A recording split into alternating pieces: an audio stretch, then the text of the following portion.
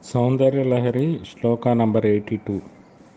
Karindranam sundan kanakakadali kanda patalim. Karindranam sundan kanakakadali kanda patalim. Ubhabhyam urubhyam ubhayamapi nirjitya bhavati. ubhabhyam urubhyam ubhayamapi nirjitya bhavati. suvrttabhyam patyuh pranati kadhinabhyam giri sute. suvrttabhyam patyuh pranati kadhinabhyam giri sute. vidhijne janubhyam vibudha kari kumbha dvayamapi. vidhijne janubhyam vibudha kari kumbha dvayamapi. This is a meditation on the thighs and the kneecap of Bhagavati. In Lalita Sahasranama, we are given these meditations by the Vagdevis. Kamesha Gnata Saubhagya Mardavoruddvayanvita, which says she has such a beautiful thighs which can be only be appreciated by none other than the Kameshwara himself. And about the knees, they say Manikya Makutakara Janudvaya Virajita. She has kneecaps which are made by as tough material as the manikyas, the jewels. So, if the thighs and knees can be seen only by the Kameshwara himself, how did Acharya describe them to us? To understand this, we need to know about a story. Once upon a time in Madurai, there was a king who wanted to make the temple of Meenakshi Ammal. And he called a sculptor who was a great sadhaka, very devoted and highly spiritual sculptor. He made a divinely beautiful sculptures in Meenakshi temple.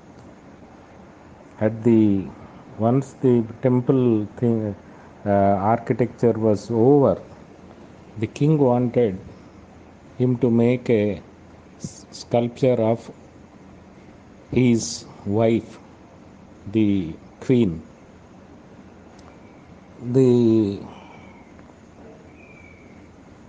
sculptor accordingly made a sculpture of Maharani. When the king came to see, he was very surprised because there was a mole on one of her thighs which has been brought out beautifully in the sculpture. Then the king became suspicious of the sculptor and thought that he was kind of a peeping Tom and watched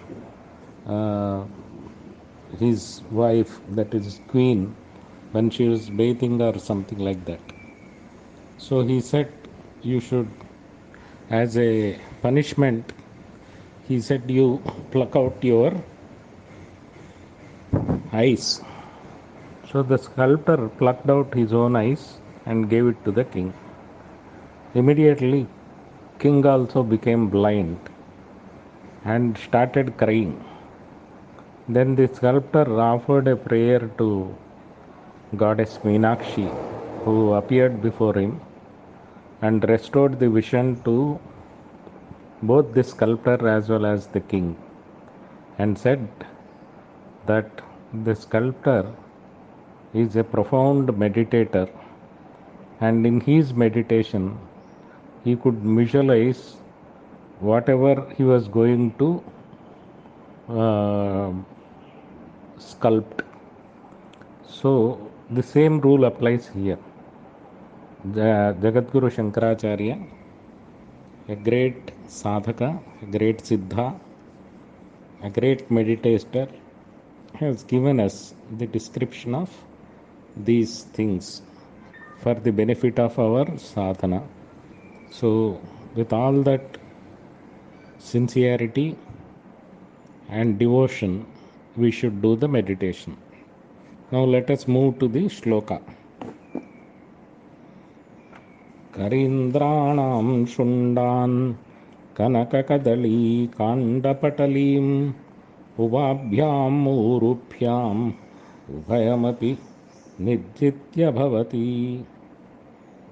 Her thighs are compared to the trunks of a elephant, divine elephant, that is Airavata, and also to the stems of a plantain tree. But Acharya goes to say, though her trunks, her thighs resemble the trunk of an elephant, it is strong, but the exterior is very rough. It is not smooth, and not only that, it is supposed to be very warm. And the other item which is compared here is the plantain tree, which is very smooth texture and a golden hue, and but it does not, it lacks the strength of the elephant trunk.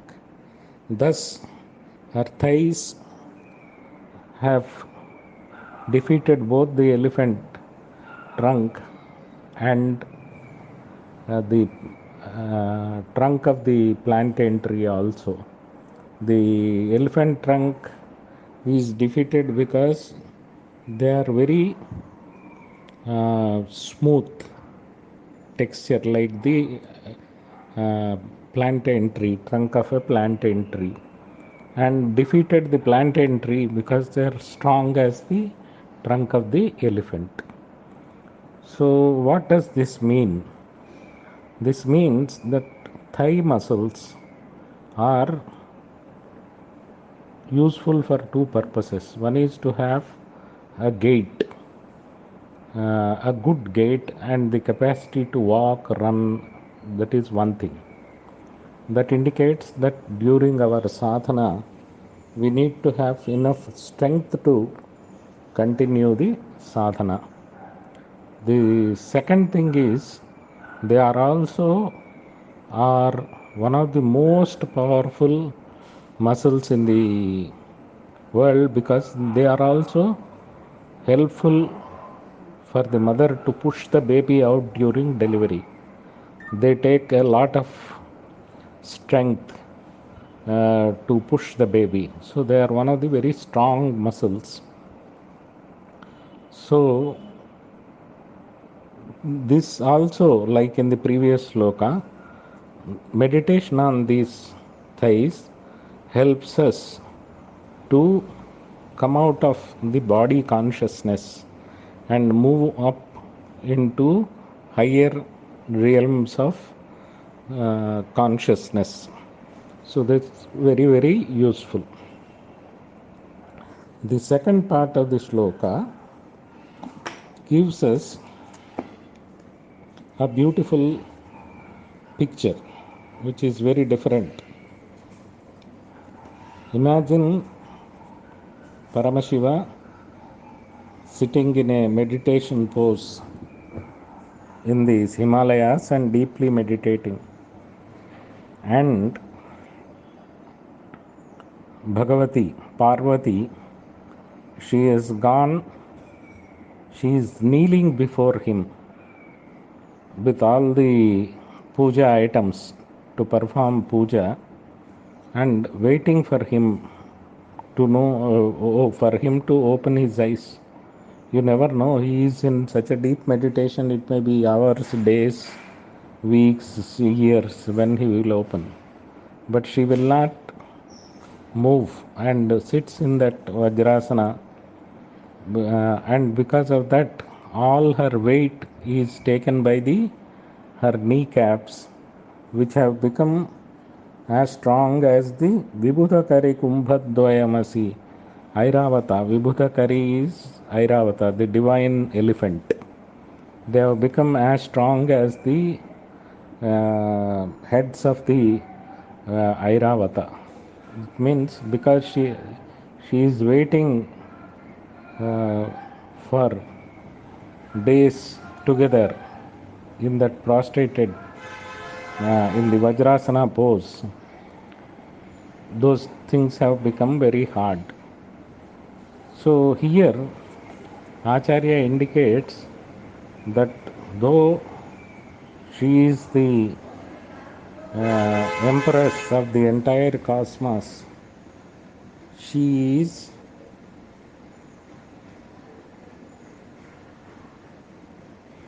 vidhijne. Vidhijne means she knows the protocol. Vidhi is Veda Vidhi, whatever Vedas has taught. What did one of the important virtues Vedas taught for a woman is the pativratya, means the worshipping of one husband. And she knows the protocol. Though she is the empress, she has all the authority, at times more than Shiva, but to respect the Vedic tradition, that is what vidhijne means. She prostrates before him. And the prostration is also pranati. It's not just a superficial bodily namaskar. Pranati means with the body, mind, and soul all in one. She is greeting him, and that is Acharya calls as vidhijne, Veda Vidhi, and that's how she is teaching us to do Sharanagati to the Sadashiva as she does. Once some Pandit asked Sri Ramakrishna Paramahamsa, Guruji, you are an ordained Siddha who go to Samadhi without any effort, very effortlessly you go in and out of Samadhi. Then why do you still do Sandhya Vandana and puja of the external Vigraha puja of Mahakali? So Paramahamsaji replied, Sri Ramakrishna Paramahamsa, that I do this not for myself but for the other devotees to have Shraddha in worship, Shraddha in Sanatana Dharma, Shraddha in our tradition. So that is what one of the very important lessons we are given in this meditation. When we meditate on Sadashiva in meditation pose and Devi in Vajrasan sitting in front of him and doing Sharanagati.